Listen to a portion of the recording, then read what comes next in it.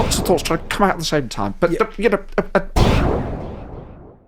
In some parts of England, everywhere you look, there are St George's and Union Jack flags.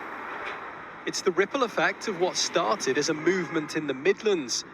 So, is this pride or prejudice? The Brickfields area of Worcester is covered in flags.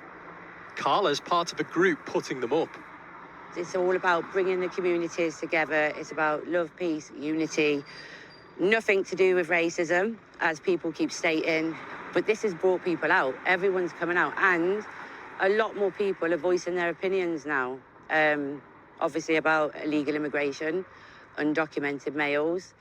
When you see all of these flags, all of these St George's flags around here, can you understand why some people might be a bit intimidated by that?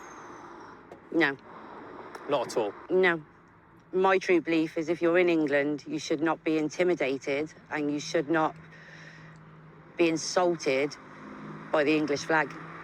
The flag does have some connotations with fairly extremist views, and I think that's where that comes from, that potential fear of it. Do you recognise that at all?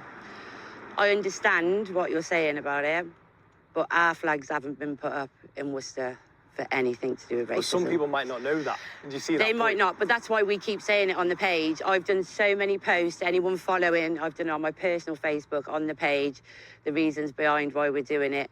And I do understand why people might think it's racist, but it's not. So, let me get this straight. In Liverpool, the authorities are warning people about the dangers of hanging a Union Jack or St George's Cross from a lamppost. Apparently, a flag fluttering in the wind is now such a grave hazard that it could plunge motorists into crisis or chaos.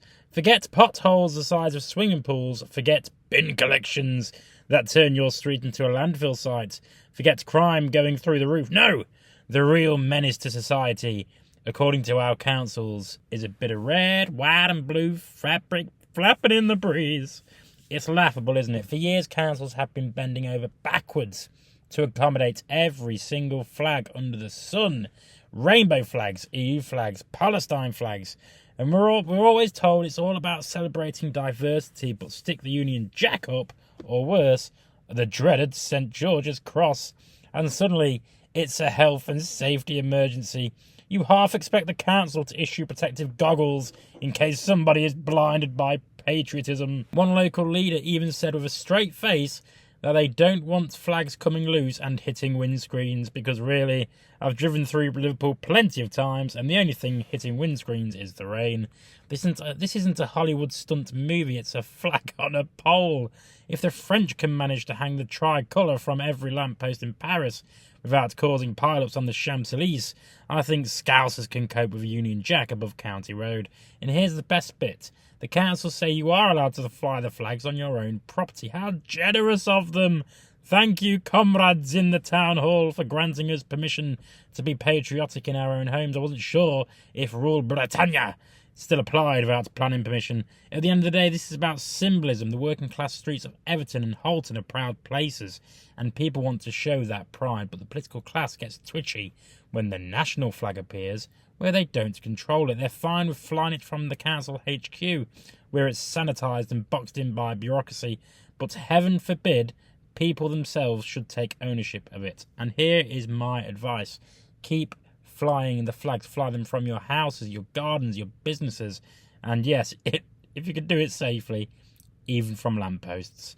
Because a country where you can't stick your own flag up without a clipboard-wielding council officer swooping in is a country that's lost the plot. God save the king, and God save us from the health and safety gone mad. Good day, sir! You're still here? Well. This is what being right-wing must taste like. If you want to subscribe to Just Jake, subscribe over there. And if you want to watch more videos from whatever the hell this is underneath it,